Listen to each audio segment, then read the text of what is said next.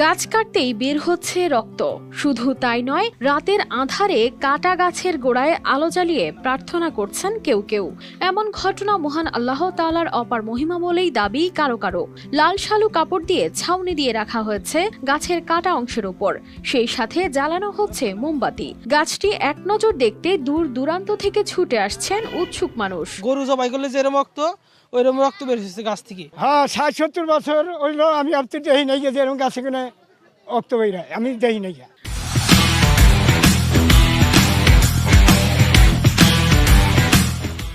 ঘটনাটি টাঙ্গাইলের ভুয়াপুর উপজেলার আমুলা গ্রামে। গ্রামের বাসিন্দা আব্দুল বারেক কয়েকদিন আগে তার একটি ইউক্যালিপটাস গাছ ৬৬,০০০ টাকায় বিক্রি করেন স্থানীয় কাঠ ব্যবসায়ী বিল্লাল হোসেনের কাছে। এরপর শ্রমিকরা গাছটি কাটতে শুরু করলে দেখা যায় গাছের ভেতর থেকে বের হচ্ছে রক্তের মতো লাল তরল। 2-4 কোপ দেওয়ার পরে রক্ত মতো বের হয়েছে আর কি। সবাই আতঙ্ক মেরে গেছে। তারা মনে করতেছে এটা রক্ত। অনেকজনে অনেক বক্তব্য দিতেছে, আরো লোকজন ভিড় করছিল। তা আমরা সবাই ধারণা করতেছি এটা রক্তই মনে হয় আমাদের আর কি। প্রথমে এমন দৃশ্য দেখে থমকে যান শ্রমিকরা। অনেকেই বলছেন দীর্ঘদিন গাছ কাটার কাজ করলেও এমন অদ্ভুত কিছু তারা আগে কখনো দেখেননি। 2-3টা কোপ দেওয়ার বাদে রক্তগুলো বের হওয়া নিল। মানুষজন হাতাম করে মানুষ হ্যাগমিতে আশা ধরলো। আমার মোটামুটি বয়স 50-এর কাছে। 30 বছর যাওয়ার ধরে আমি কাজই করি। মোটামুটি এরকম ধারণা কোনো দেখি নেই যে এইভাবে না বাইরে গাছ কাটলে রক্ত বাইরে। এ খবর দ্রুতই ছড়িয়ে পড়ে আশপাশের এলাকায়। উৎসুক মানুষজন ভিড় জমাতে শুরু করেন আমুলা গ্রামে। যখন গাছ কাটতেছে তখন আমরা শুনলাম যে গাছ থেকে রক্ত বেরোচ্ছে। পরে আমরা অনেক কয়েকজন বন্ধু বান্ধব মিলে দেখতে আসলাম। এখন শুনলাম যে গাছ কাটছে, গাছের রক্ত দেখবার নিয়ে গেছি আমরা, রক্তই দেখলাম।